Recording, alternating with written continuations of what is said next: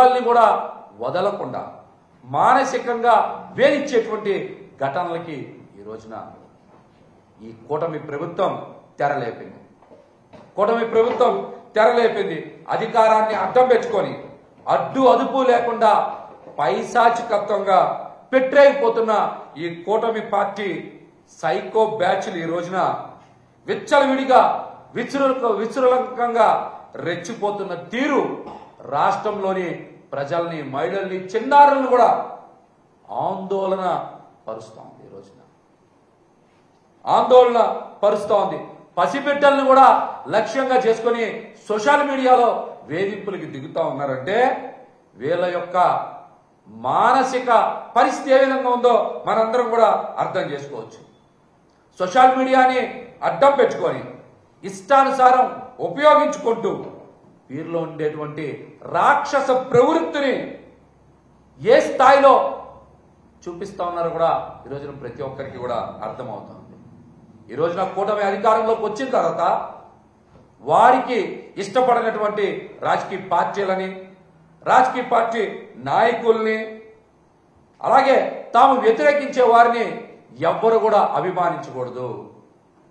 కూటమి పార్టీ అంటే తెలుగుదేశం, జనసేన పార్టీలు ఏదైనా ఒక పార్టీని వ్యతిరేకిస్తే ప్రజలు, అలాగే కుటుంబాలు, చిన్నపిల్లలు కూడా వ్యతిరేకించాలి. వ్యతిరేకించకపోతే వాళ్ళ మీద ఇష్టానుసారం సోషల్ మీడియా వేదిక చేసుకొని వాళ్ళు దాడి చేయడం ప్రారంభిస్తూ ఉన్నారు. దాడి చేయడం ప్రారంభిస్తూ ఉన్నారు. ఎవరైనా సరే ఒకవేళ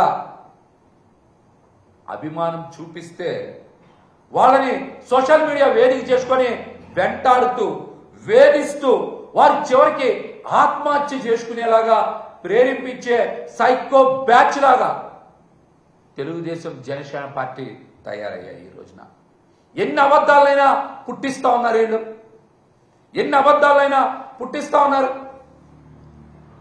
విజయవాడలో 3 రోజుల క్రితం వల్లభనేని వంశీ గారిని పరామర్శించడానికి జగన్మోహన్ రెడ్డి గారు వస్తే చిన్నారిని జగన్మోహన్ రెడ్డి గారు ఎంతో ప్రేమగా దగ్గరికి తీసుకుంటే ఆ చిన్నపిల్ల కూడా జగన్మోహన్ రెడ్డి గారి మీద ఎంతో ప్రేమ కురిపిస్తే దాన్ని కూడా ఇష్టానుసారం రాజకీయం చేశారు.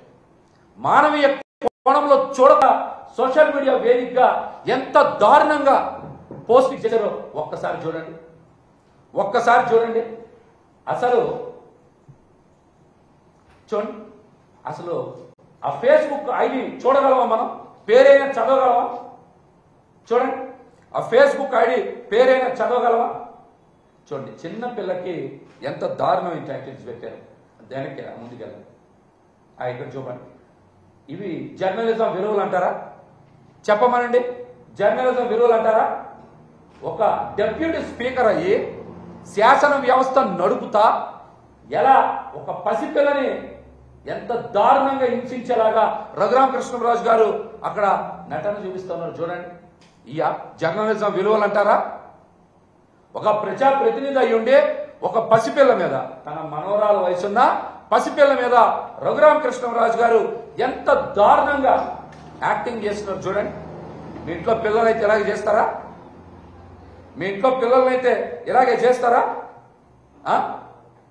చూడండి, చూడండి, పసిపిల్ల. ఇదైతే 360 డిగ్రీస్ చంద్రబాబు నాయుడు గారి తాలూకా మనిషి. ఇతను చంద్రబాబు నాయుడు గారి తాలూకా మనిషి ఎక్కడనో అమెరికాలో ఉంటారు.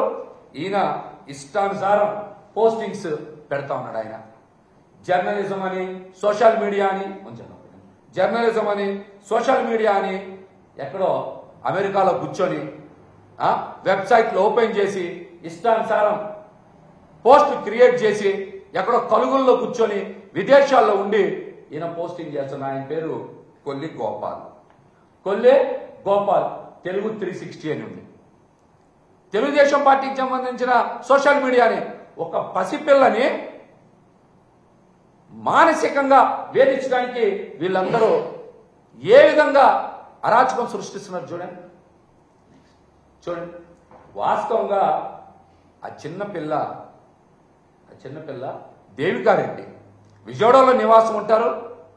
వాళ్ళ ఫాదరు ఒక ప్రైవేట్ ఉద్యోగం చేసుకుంటారు. వాళ్ళ అమ్మగారు ఒక కాలేజీలో పనిచేస్తారు. అట్లాంటి వాళ్ళని ఆ రోజున అమ్మఒడి గురించి మాట్లాడితే ఎంత దారుణం చూడండి. అనూష అలాగే తర్వాత చూడండి స్వాతి రెడ్డి, వీళ్ళు చూడండి. ఆ అమ్మాయి పేరు అసలు స్వాతి రెడ్డే కదా, లండన్లో ఉంటారు వాళ్ళు. శ్వేత చౌదరి ఆ అమ్మాయి పేరు. అమ్మ నువ్వు కూడా మహిళవే కదా, ఒక పసిపిల్ల మీద ఇంత దారుణంగా మీరు పోస్టులు పెడతారా? సరే రాజకీయాలంటే ఎలాగో చేశారు, రాజకీయాలు చేస్తారు, దాన్ని ఎవరు ఖండిస్తలేదు. కానీ ఒక పసిపిల్లే కదా, నువ్వు కూడా ఒక మహిళవే కదా, ఇంత దారుణంగా ఒక పసిపిల్లని పట్టుకొని మీరు సోషల్ మీడియాలో ట్రోలింగ్ చేయడం సబబేనా? మీరు చెప్పండి. స్వాతి రెడ్డి గారిని నడుపుతున్నటువంటి శ్వేతా చౌదరి గారు ఇది కరెక్టేనా? చూడండి, మంచోడు మణి అంట టైటిల్ పెట్టుకున్నారు. పెట్టి ఎంత దారుణంగా చూడండి. అసలు ఫోటో మార్ఫింగ్ చేశారు. ఆ పసిపాపకి తల్లి వేరే అయితే వేరే ఒక లీడర్ని పెట్టి ఫోటో మార్ఫింగ్ చేశారు. ఎంత దారుణం చూడండి. తల్లిదండ్రులను కూడా మార్చేస్తూ ఉంటే ఆ పసిపిల్ల